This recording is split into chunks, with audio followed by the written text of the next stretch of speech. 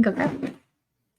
Hey everybody, welcome to another Tuesday Live with your hosts Jenn and Joe. We live in Florida, guys, so he's just grabbing a quick water. But yeah, today's topic is going to be about buying real estate, no money down deals. So this is really an awesome way to acquire properties without having to come out of pocket for a ton of money. Got your water? I got my water, guys. Gotta stay hydrated. That's important because it's gonna be getting hot in here today. What we're gonna be going over, and this is the most exciting thing to me, is really buying real estate this way. I know many people are like, this is impossible. Is this really a thing? You know, and I understand why buying real estate with no money down is a big thing. Yeah, right? And even in a lot of the popular Facebook groups, you know, I'll see people saying, looking for no money down deal. And then other people kind of laughing at it like, yeah, aren't we all? Well, yes, but there are ways to be able to do this. And so we're going to share some of those ways that we are locking up deals with no money down. Well, we are, our clients are, and I think it's really just comes into knowing how, why, who are these people? Right? What questions do we ask them? And we're going to go over some key factors of how you can do this too. And also, if you are in the Florida area, we are hosting our meetup tonight. So if you're watching this live and you want to come to our meetup, it is in Bradenton. We'd love to see you there. Details, I'm sure, are dropped all over Facebook and social media. So if you can't find it, keep looking. It's there. But it's in our Facebook group. Come and find us. Come get it. No, but it's going to be a great time because we're going to be talking about creative finance, you know, in this market and what's happening currently right now. But today's podcast, we're going to really be diving into how to buy deals with no money down. No money down. So the first thing is, I really think it starts off as a belief, right? You got to be able to believe this is possible. I know before, when we first got started, I would listen to people's like podcasts, myself, the YouTube channels. This was back in 2016. And I'd watch somebody say, well, I've got a deal and it's no money down. And I'm like, how is that even possible? Mm-hmm. Like, I just thought, well, maybe they can do it, but I have no clue. Right. So I think the first thing is. And you stuck there until you were really starting to believe like you actually could. Yeah, it was a huge mental roadblock for me because usually if you're going to buy the house, we were doing it, paying cash for the whole thing, fixing up these junkers and then refinancing out of them. But then a lot of our friends were putting down 20% or more to buy these houses. And I'm looking at the math and I'm like, you're going to put up all this money plus closing costs. That's a lot. And then you're financing it for the next 20, 30 years just to make a few $100 a month. It just seemed like there was a lot there to unpack. But we were doing it and we were chugging along, I would say very slowly, not going to retire at a young age by the way we were going. So once we found out that there was creative finance back in 2016, I'm watching these videos of, like, on YouTube, and they're like, well, we're good at this deal. It's no money down. So we're going to go over, first of all, like belief, like, yes, this does happen. It happens all of the time. So if other people are doing it, good news is that means you can too. You just have to know the right questions to ask. And we're going to go over those today. So take some notes if you're listening. If you're driving, watch this on the rerun. Definitely make sure, because we're going to go over some gold nuggets. Because, guys, when I'm looking at a deal, the first thing is I want to know how much money down do we need to get that deal to work, right? And that's what's super important. So the first off is the belief it could happen. If somebody could do it, you can too, if you just learn the right questions to ask. But what do these people look like, right? How do I identify these sellers? What I've noticed from the people that we've done deals with, their motivation level is pretty high. Mm-hmm. Yeah. They have a second house. They've already moved. They've inherited the home, right? Think of our first deal, Steve. You know, that deal, he inherited the home. Yeah. It was his grandfather's home. He was renting it out. It wasn't a junker, and they needed to sell it, and they wanted to. So when we asked the questions, right, he made us the offer, which was great, but he wasn't really concerned about getting a big down payment. What was, Steve, do you remember his big selling point? What he was like all gung-ho about? Well, he had a few. He had inherited his grandfather's house, so it was super sentimental to him more than anything. He didn't want people like traipsing through and kind of like nitpicking all the little things that to get it market ready, to bring it up to like an exact like MLS listing standard.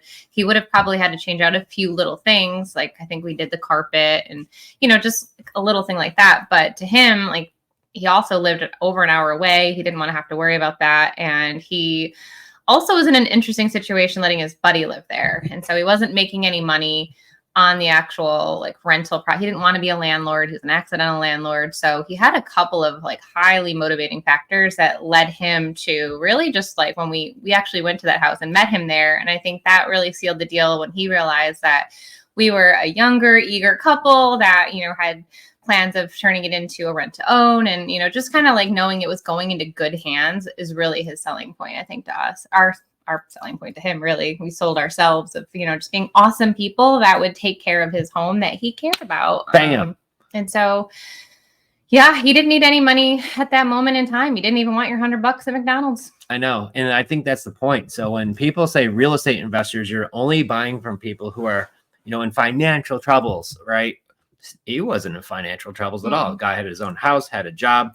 This house was free and clear. He's collecting money every month just coming in. So it wasn't like he was in financial distress. Nope. And then I know that when it was time to cash him out, he was really excited to then have that money for his daughter's wedding. Yep. And so he had already kind of, you know, made plans for the money that when we were able to do that, he was able to put it towards something really cool. Yeah, he was like, this is perfect timing because my daughter is getting married. I have all these bills. I'm like, well, there you go. Good news. And, you know, it sounds so crazy to think because I actually wrote a check back in the day and $500 every month went to Seller Steve. And so he was truly getting passive income because he didn't have to lift a finger. And that was the best part for him, I think. Yeah. And that was straight cash flow for Steve because we, on top of that, pay taxes and the insurance.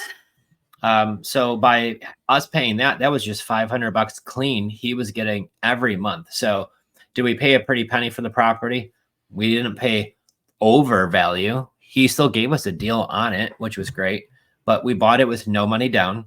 We had a 0% mortgage. We weren't paying any interest. And we just said, well, you know, we could give you X amount per month, which he was like, that would be fine. Mm-hmm. And he loved it. So what was he in big financial stress? No, not at all. He had another property. He just wanted to sell. Yeah. But the key is when you're asking these questions, I think is what's crucial, because what I see is when I've learned from people who negotiate is don't put your foot in your mouth. Okay. Yeah. So don't assume that your sellers are always going to need half down or 75% or down. Worse, give them a number. You know, I see a lot of people like just ultimately throwing out numbers just kind of blindly, like assuming, like you said, or maybe guessing or thinking like, oh, what if I give you a half down? If I give you 30 grand down, would that work? I'm sure Steve would have said, yeah, that'll work great. But, you know, especially in a house like that, like he didn't need it. And so, I mean, and again, that was maybe it was like, you know, was it 90,000 we bought it for? 85. Okay. Yep. But then also a couple years later, we bought a much larger home, a more expensive home who had a mortgage on it with $60,000 of equity and still $100 down. Yeah. So what you're talking about is the one we did on Nunda. I know I'm probably jumping you, but it's just like it worked on both. And so I think it's really important to share. It's not always like a free and clear house. It can be. So a seller in the situation that you're describing now, they had a mortgage, and this was another home they owned because it was an Airbnb. It was a big house. It was in a really nice neighborhood back in Rochester, New York. And it was one of the neighborhoods where like the mayor lived on the same street, the chief of the fire department, whatever it was, lived on the same street. So when the neighbors are saying that you're running an Airbnb out of this house, they were just getting grumpy, and he wanted to sell it. And he wanted to sell it quick and easy. So my purchase price was $290. He owed the bank $230. So we had $60,000 of equity coming to him, but he was willing to give us a 30-year term, and we bought it with only $100 down. Yeah. And so I really think like the one thing in common with both Steve and the other gentleman was that they were highly motivated and not in some sort of like financial distress of, you know, needing ultimate cash right now. Yep.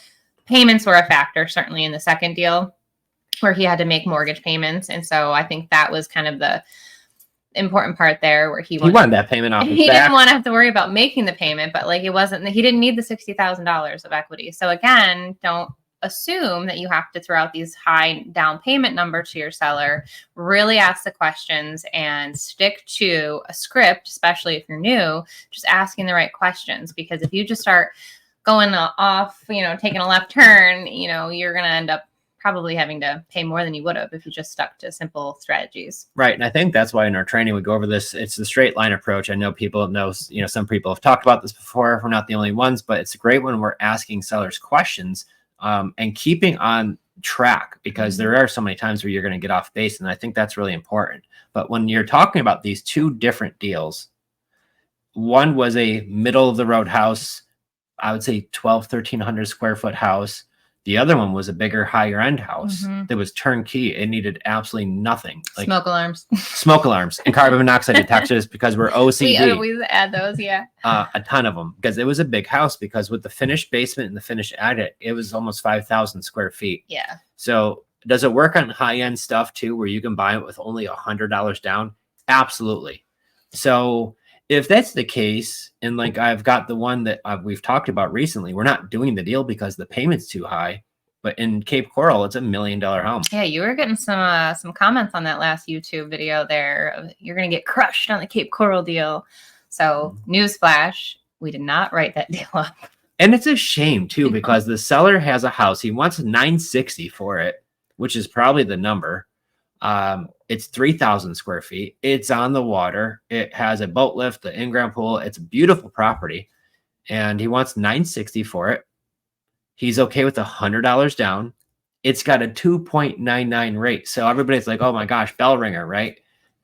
He wants $960. He owes $510. So he's got $450,000 of equity, and he's okay with doing the deal with no money down. So when a seller says yes, okay, I'm gonna help everybody here. Seller says, yes, I will do terms. How much money do we need down? $100. I love the deal already. What's it rent for versus what the payment will be? The challenge with this property, even at a 299 rate, the taxes and insurance are the kicker. Your insurance is almost $14,000 a year, and your taxes are like $16,000. I almost wouldn't believe it if I didn't literally live here and see the just insanity that is happening left and right in Florida. So I think that's really important. We talk a lot about doing these deals virtually, but you've got to know your market. Well, and I think that's key, because the payment with taxes and insurance, and at the 299 rate, the payment's like $48, almost $4,900 a month. That's including the HOA. And from what I could see, this is a bigger house. Most of the houses that are 2,000 square feet, they're renting for about $3,000. Some of the ones that are a little bit larger get $2,500, maybe $3,000 for the decent ones. This is almost a $5,000 payment. And so why some people might say, well, why don't you just do an Airbnb? I don't want to do that. I'm not being mean. Shout out to my Airbnb friends, but that's like another whole job. And that's just a big property. There's a lot of things going on.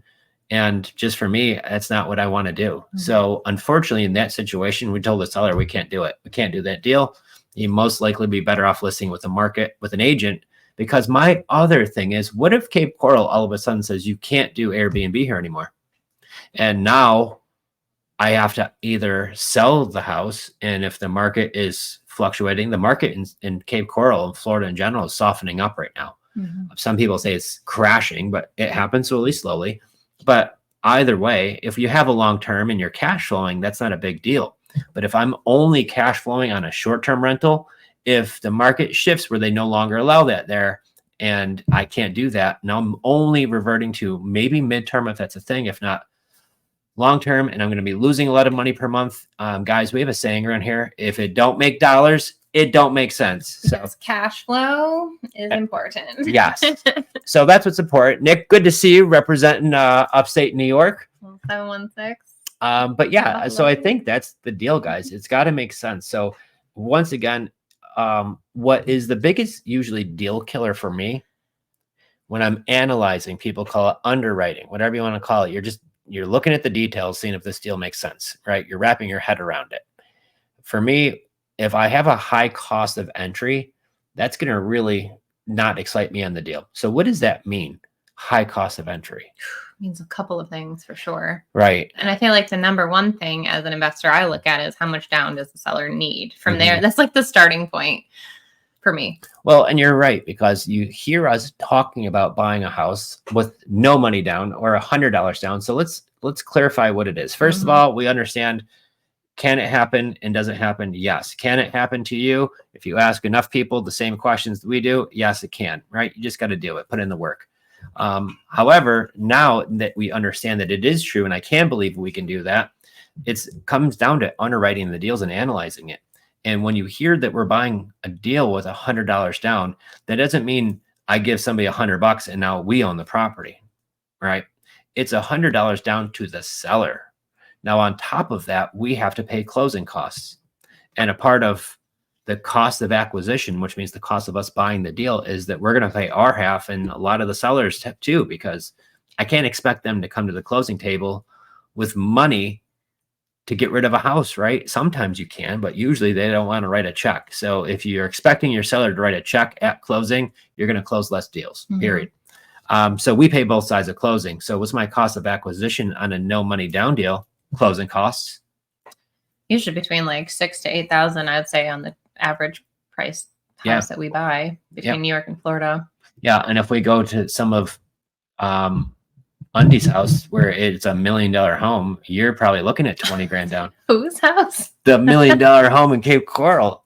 That's going to be about $20,000 in closing costs. Oh my goodness. Plus you have to put an insurance policy on there. Yeah. Right. So that's why it's crucial to look for no money down to the seller deals. Yeah. Because as soon as you start underwriting or analyzing, you start adding up. And then, like you said, insurance policy, closing costs. Then if you're marketing the property, maybe you have a team of people you're paying. You've got marketing costs that are factored into there somewhere. So, and what if it's just me, right? Well, then if I'm going to rent it, right, I'm going to need a month, 2 months, maybe even 3 months to find my right renter. So I need to make sure I stack those payments to the side. If I'm going to use it as an Airbnb, do I have to furnish the property and stack a few months of payments on the side too? So when you start adding all of these things up, like what does it cost that I actually have to come up with to buy the deal? So when you hear us talking about $100 down, you pay the closing cost, you put an insurance policy on there, you stack 3 months worth of payments, you're taking care of lawn care, snow if you're up in New York, sometimes depending on the type of year, and all the other utilities that are on in the house when you're showing it. So at that point, that adds up, and no money down could be 10, 15, 20,000 quickly, especially if you have to paint the house or do any work to it too. So do a quick clean out. There's always stuff in the garage. Always things left behind, right? But when we're buying the property, so our sellers are generally not financially stressed. They may be in a way to where they need to get this payment off their back if they have one.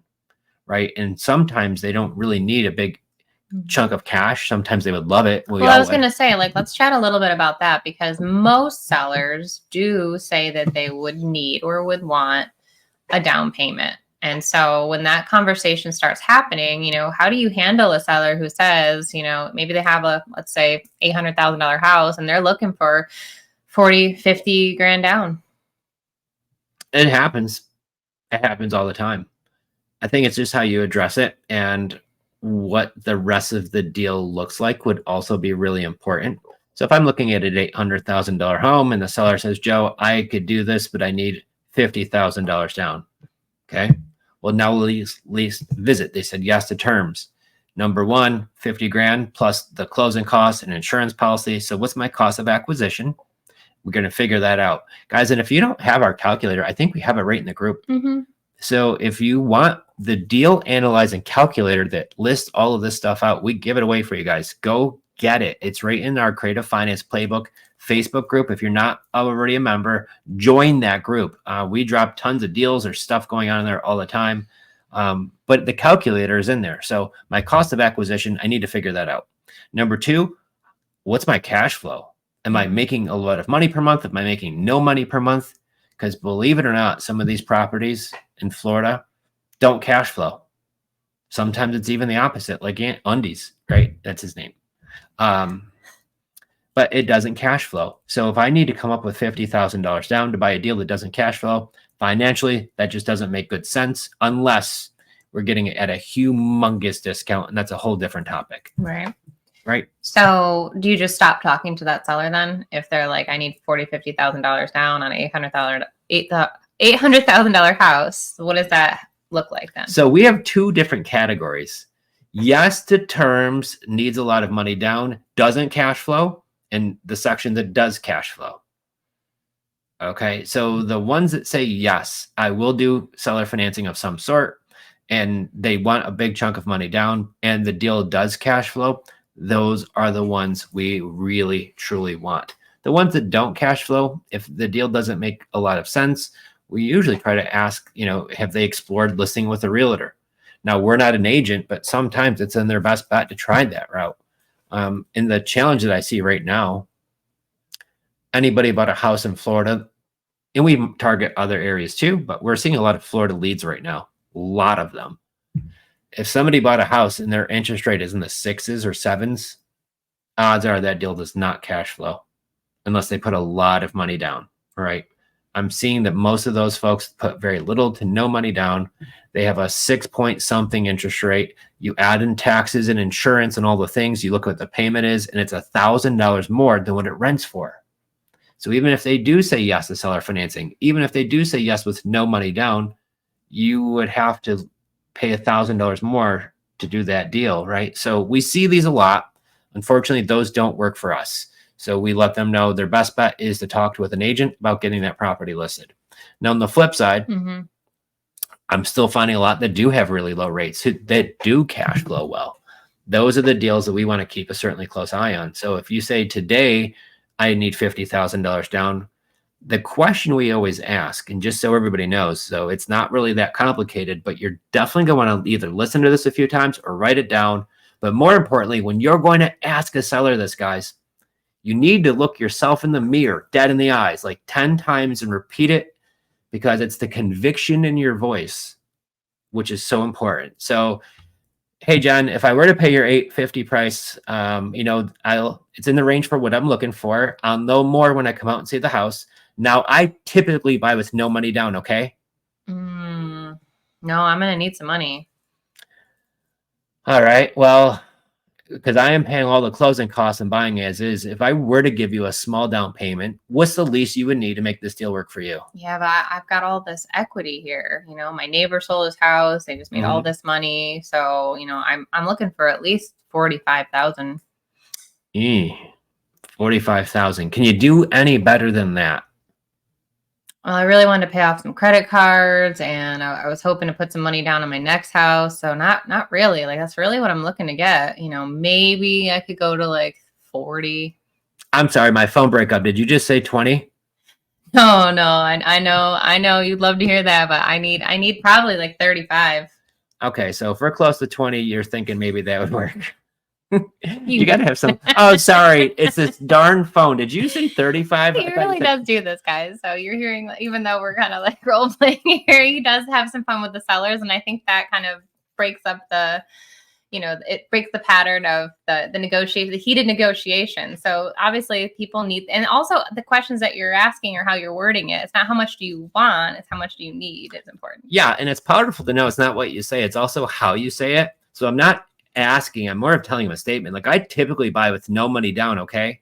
Like, I know that ends in a question mark, but that's more of a statement than it is me asking them a question, although I do need them to answer it. And there are times people literally just say okay. So let me tell you a tip there. When that happens, like meeting a famous person for the first time, act like you've done it before. Don't be all like, right? So when they say okay, great. I'd be like, oh my gosh, wow.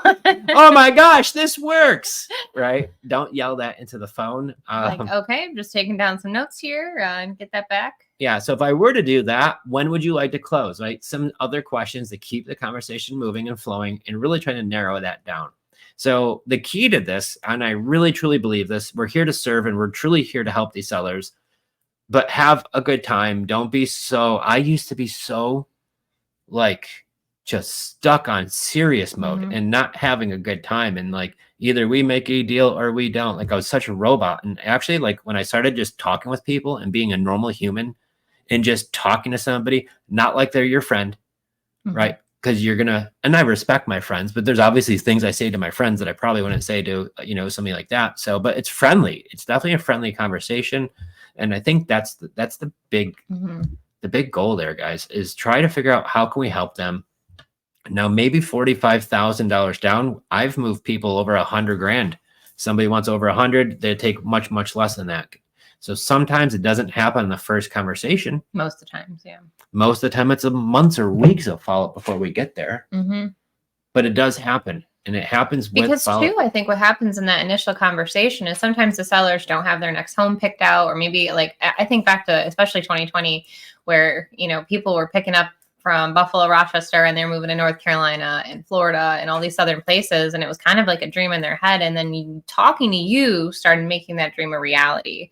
And so then it was like, okay, like Zeb, for example, in Henrietta, he only needed $7,000 and he didn't have any equity in his house, but he just needed that $7,000 to be able to move his family down, pack the U-Haul and go. And then we bought his house as is. Yeah. So, okay. I'm gonna let the cat out of the bag. Not every deal we buy is with just $100 down, right? Well, yeah. Sorry. The topic. No. Well, sorry to break that to you. I'm loving that you brought it up because everybody's gonna hear this and they're gonna leave saying, "I could only buy with $100 down." Right, Jen said that, right? I heard her on a podcast one time. So, okay, there are deals that we'll do where, they might need $5,000 or $7,000. What I'm saying is we're not putting 20% down. Right. We're not putting down half.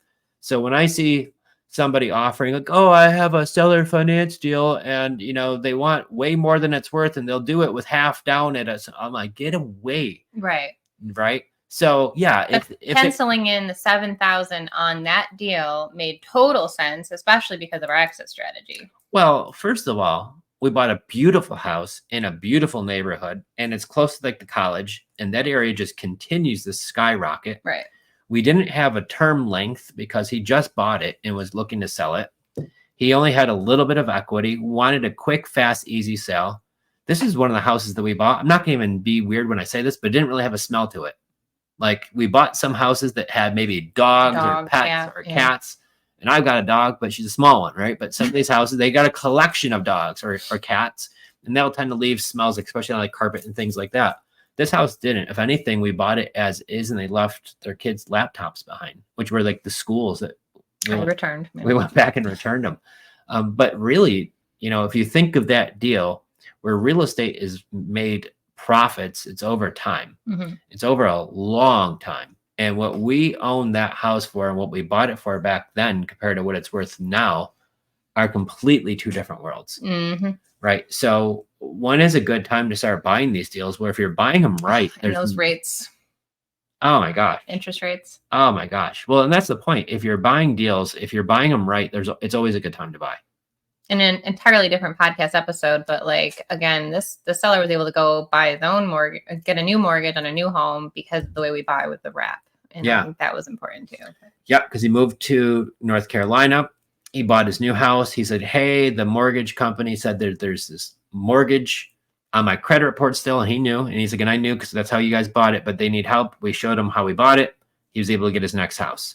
Then he sold that house, if you remember, bought his new house. He's like, this is the last time we're going to need it, but they're asking for those same papers again.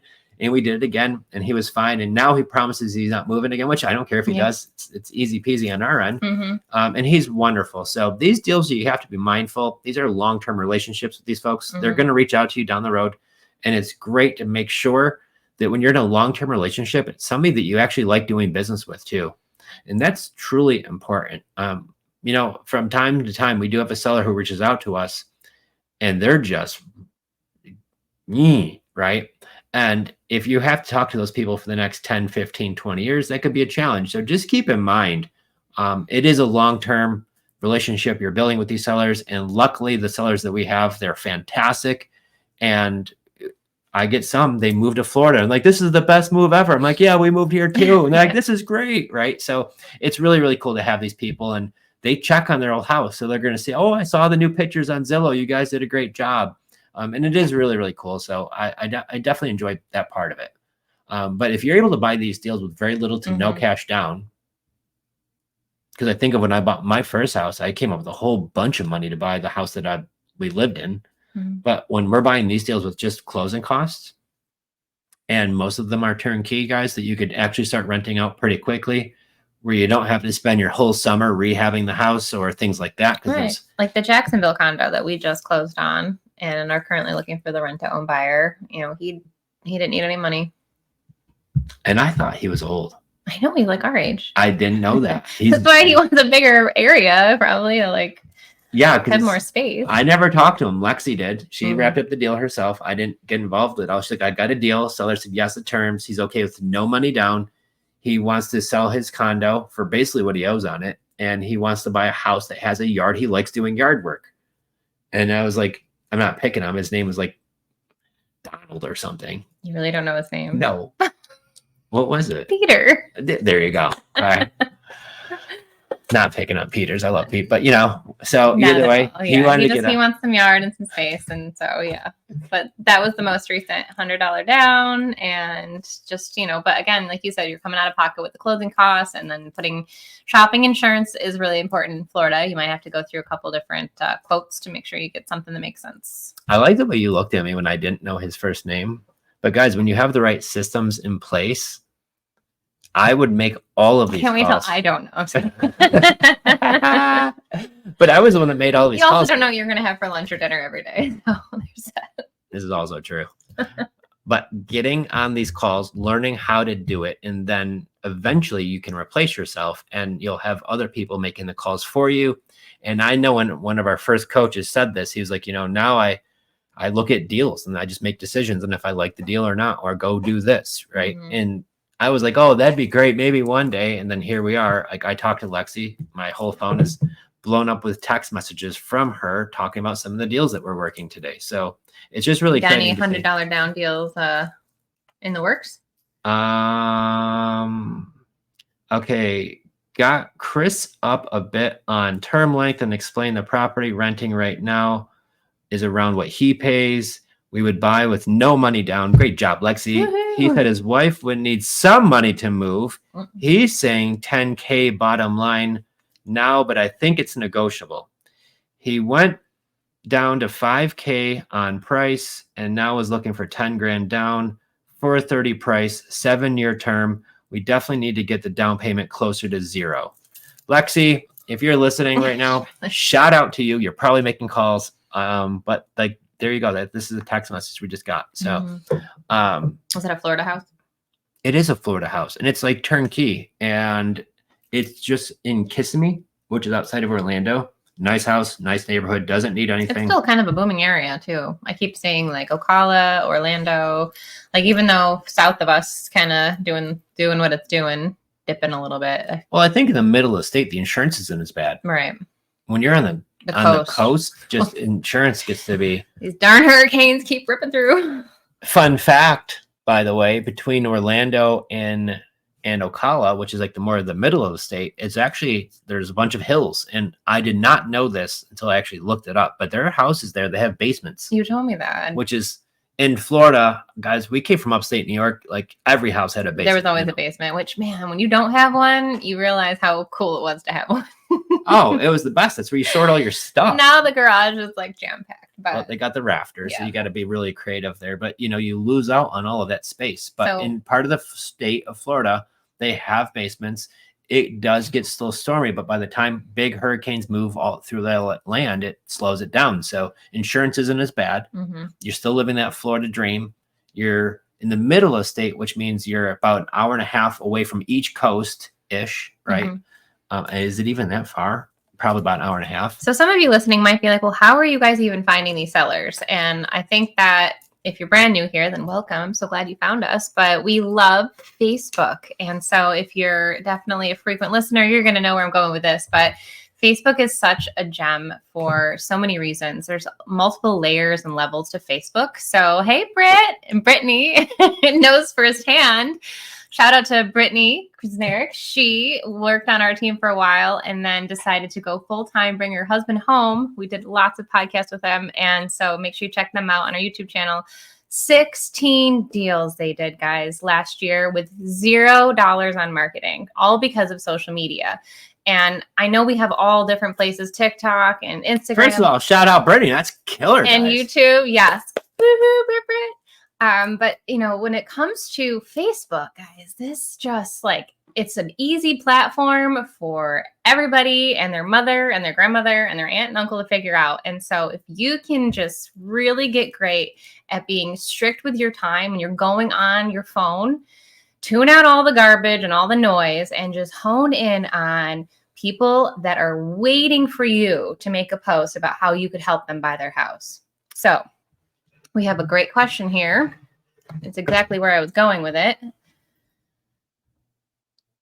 How do I find buy, sell, trade community groups in Facebook? Is that a Facebook marketplace? So again, we are going to go live. That'll be our next webinar. Date to be announced here. So type live. Joe dropped that last time, so we're getting ready to go live. Joe's going to come live and show you exactly where to find these groups. But to kind of give you a little spill the beans here, you want to say your little tip, like a quick tip here?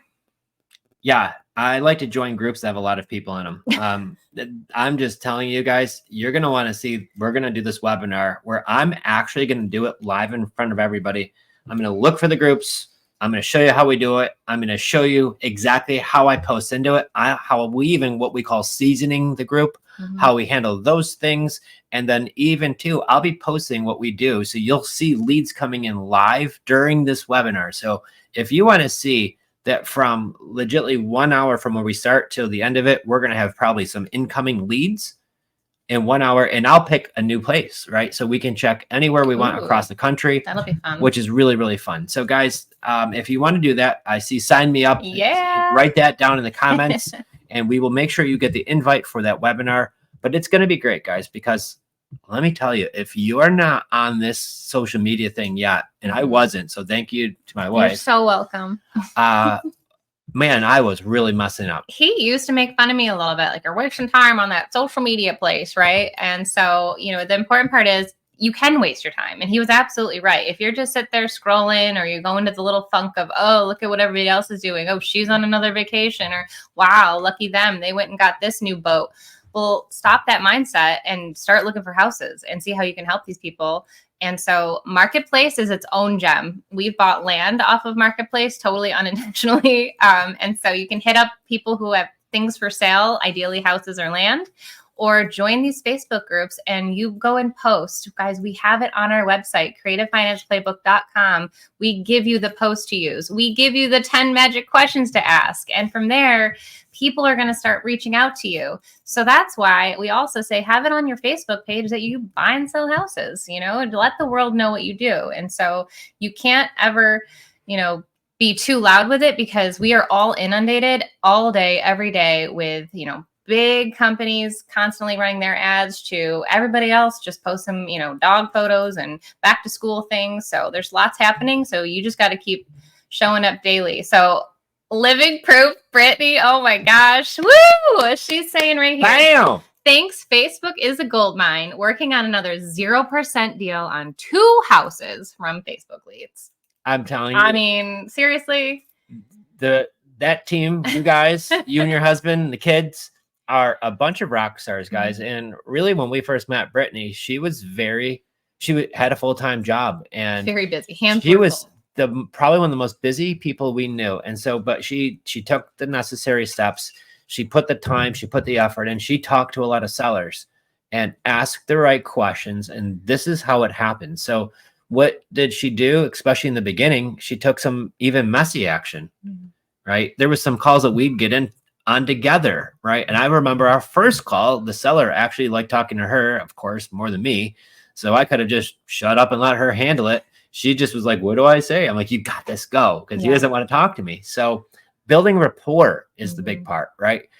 Building rapport, having some feelings of what's going on, ask the sellers the right questions, have the seller make you the offer, and you'd be quite surprised on how this could really end up for you.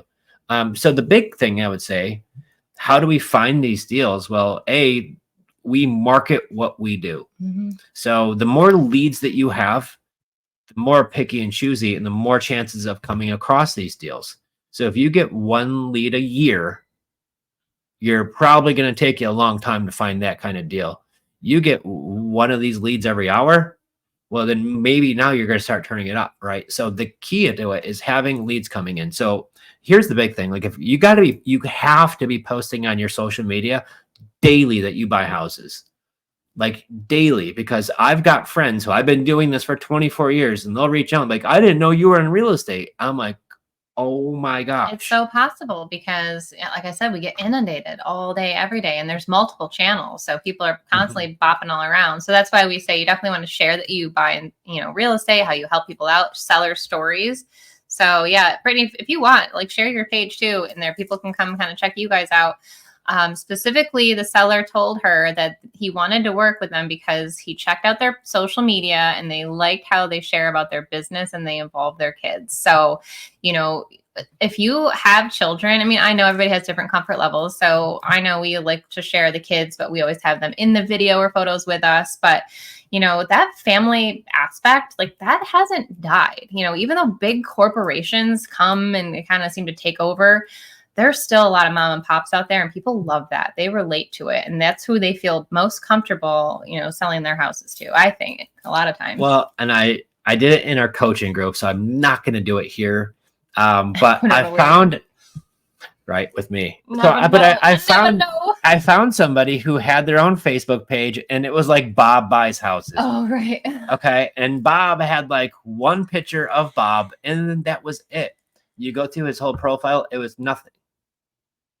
Zero. Mm-hmm. Now imagine if you saw a post and it was from Bob who buys houses and you're like, well, let me check out Bob. And you go to his Facebook page and there's nothing on there. One picture of Bob, right? And there's no cover photo. Like no cover. Best. It was gray. It was right. One picture of him. Bob buys houses or whatever it was. I still have it. I'm not going to show because I don't want to pick on Bob.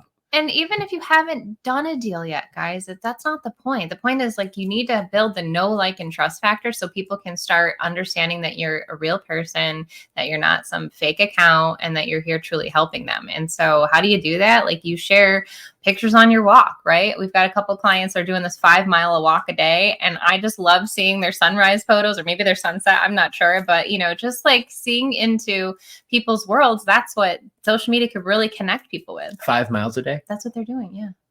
So we'd have to do that trip that we just did this morning 2 more times. Mm-hmm. You better do it early. It gets hot down here, boy. Awesome. Shout out to you guys for doing that. Yeah.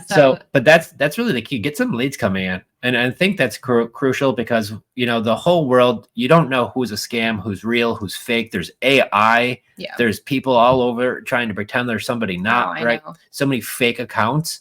So how do we break through all of that? There was a fascinating book that I learned from marketing back in the early 2000s called Purple Cow.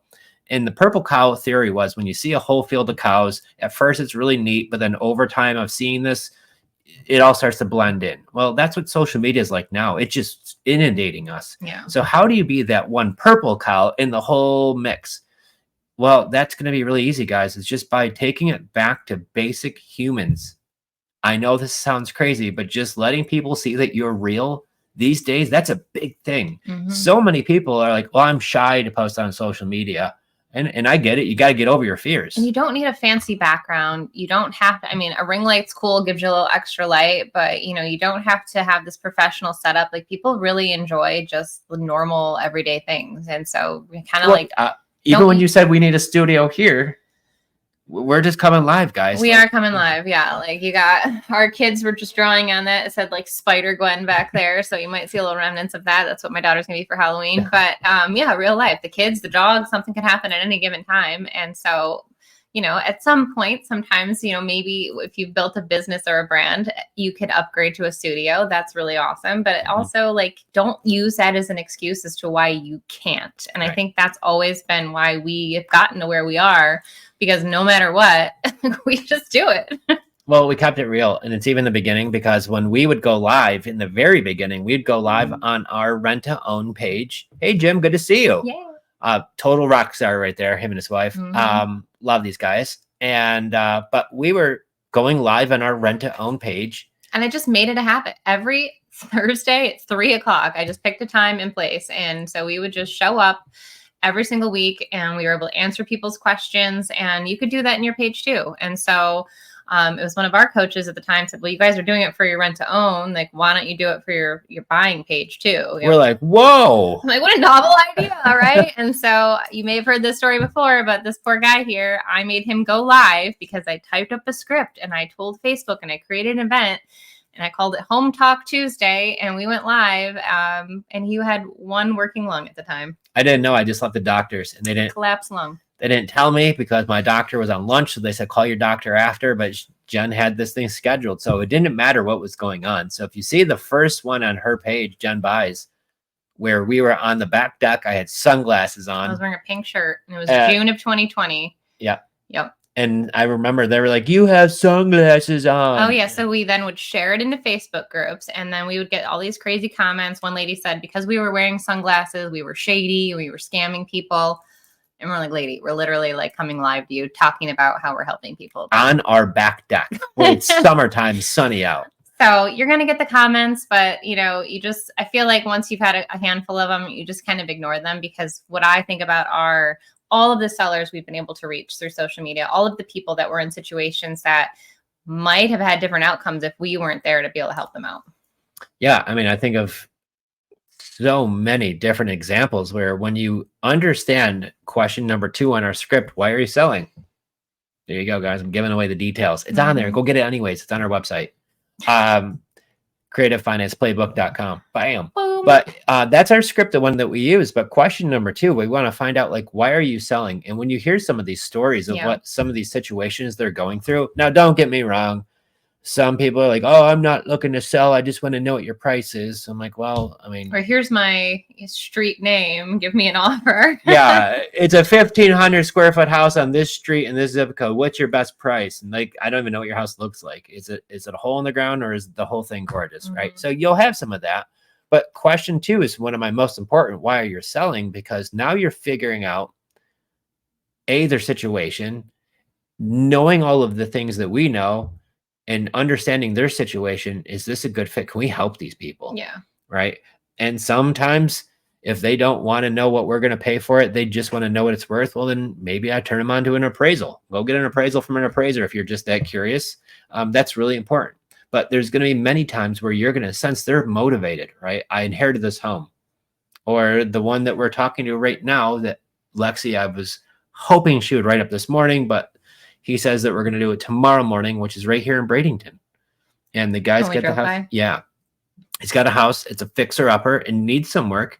It needs a roof. It's going to need the inside done. It's going to need a tent over it because it has termites. He understands that it needs that. He wants to sell it as is, and he wants to have cash in his pocket when it's ready to close.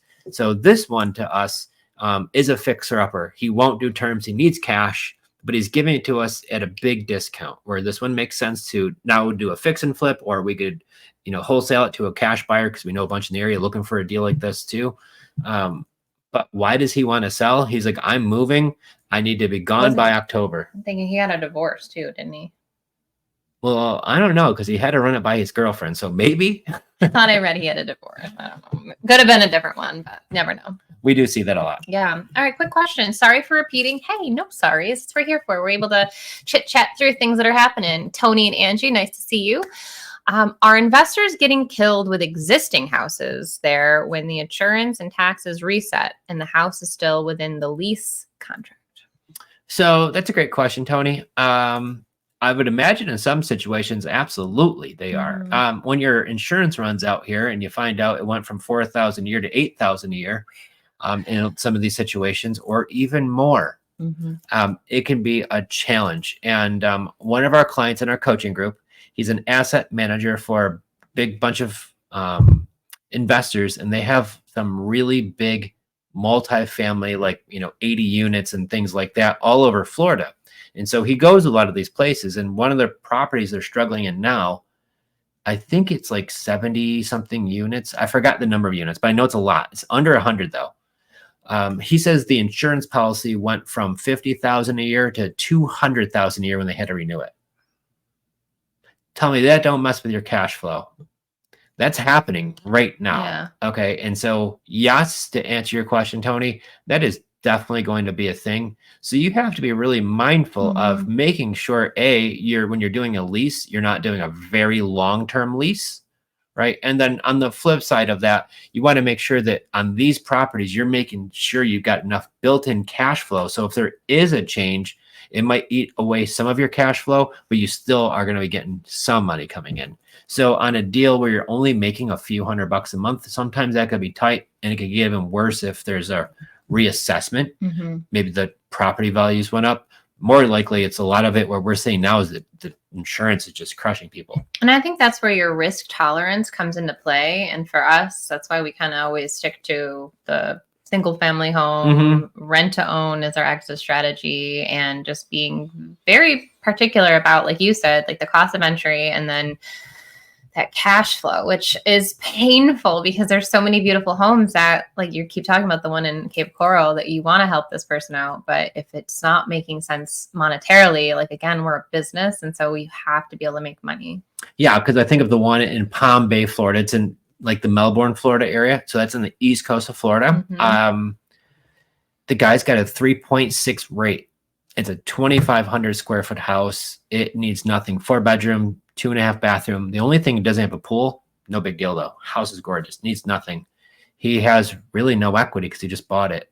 I know that's why we're like, do we do a midterm rental? Yeah. Well, he bought it, I think it was like 2 years ago. So he didn't just buy it, but he doesn't have much equity and he wants to sell it now. And when we're looking at it, the payment with taxes and insurance is like $2,400 and it only rents for a little over $2,000. So that's already tight. And an insurance increase comes in where now it jumps up that monthly payment even higher. You could be losing. And I know people who, accidentally have gotten themselves into some really tough deals. Same thing if you go and buy a property. Here's one thing they don't talk about enough. And I know this is about 0% down or no money down. Everybody who talks about buying deals create a finance. Everybody. Okay. So I'm going to call everybody out. Okay. Maybe we should get Ron back on our podcast. When you buy a house, and I'll have a seller here, for example, in Florida, they want $500 or $450 for their house, $450. And they're open to terms. Right. But they bought it 10, 12 years ago or whatever. And the house is assessed at $180,000. Well, before you say yes to that deal, you need to call the county and ask them that if you're going to buy this house at the new price, when will it get reassessed? And what will my taxes go to? And then on the flip side, if it's going to be a rental and it's not going to get the homestead discount, where if it's your primary residence, they give you a discount on your taxes, you're also going to lose that in a lot of these situations. And I've known some real investors who are just trying to figure it out on their own. And they don't have somebody looking over their shoulder to make sure that they're covering all of their bases, which is super important.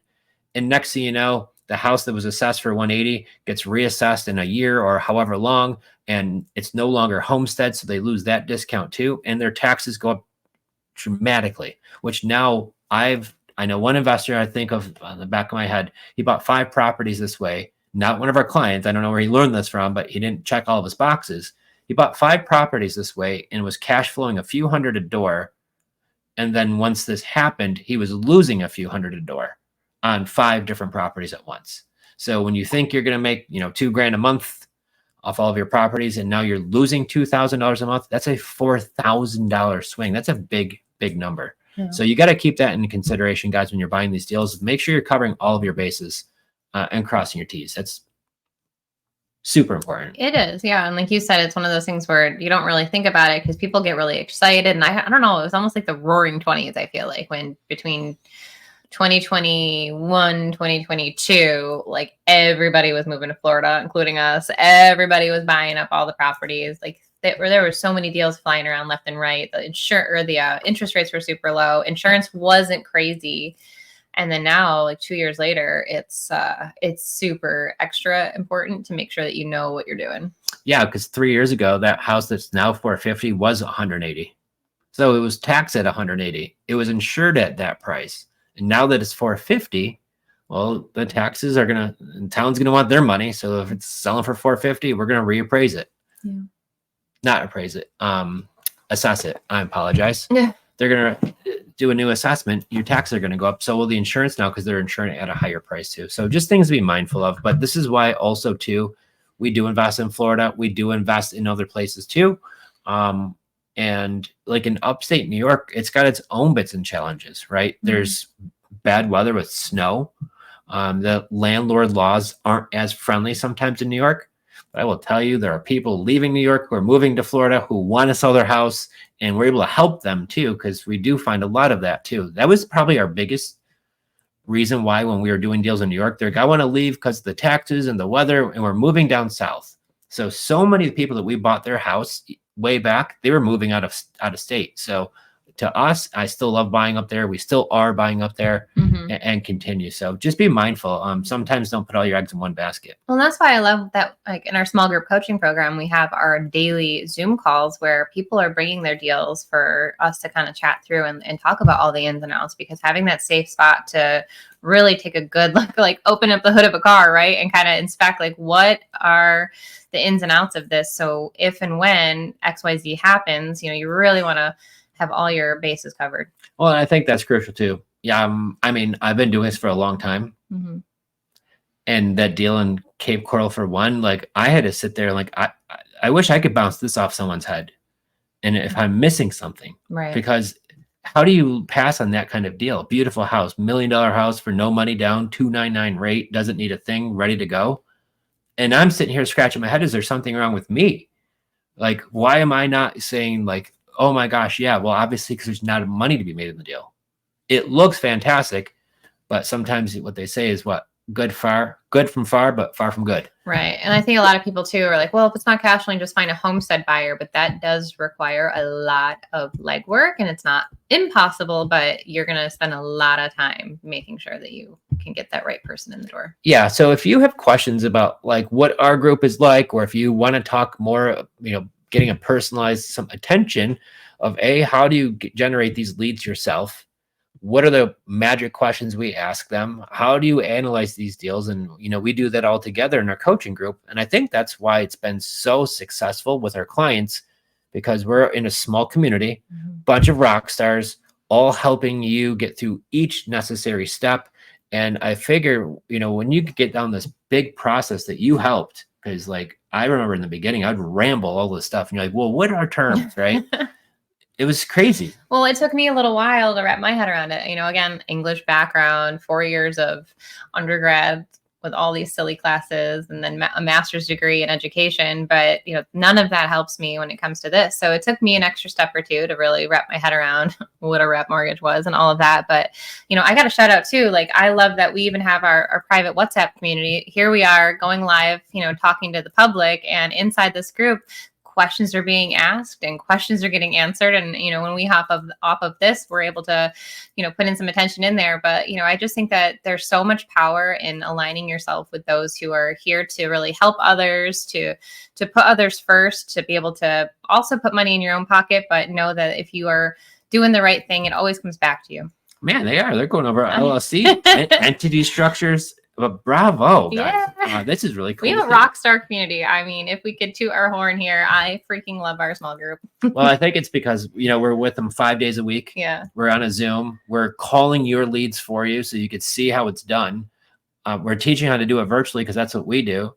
While homeschooling 2 kiddos who keep running by the door. I'm not sure what they're up to. And we surround them with a ton of support. So I think that's the key, where I think, a lot of these programs where they just want to plop you in front of some videos and say, go out and good luck, go get it. It's almost overwhelming. You're in a sea of things of like which thing to start on. So, but yeah, guys, if this is something you want to hear more about, next Tuesday, we actually have some Rockstar clients coming in. Oh my gosh. Speaking of right here, we have Jackson and Lisa Smith joining us next Tuesday, 2 p.m. Eastern live. And guys, we are going to, I don't even want to like share their story yet because it's so incredible, but wait until you hear this one. He and Lisa have done so much for years now, and they are truly seeing the fruits of their labor. So if you really want an incredible hero's journey, tune in next Tuesday, because I don't have favorites, but man, they're an awesome power couple. I'll tell you. And this story that they have about this deal that they just did and how Jackson was in, I don't even want to spoil it. If I start blabbing, you guys are going to,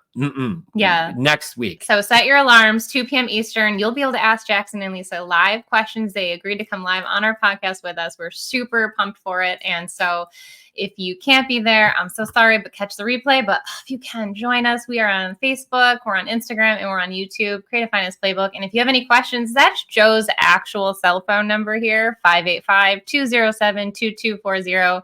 And He's waiting for you to give him a call. I got a text right now, actually. Somebody's asking me, do y'all do creative financing?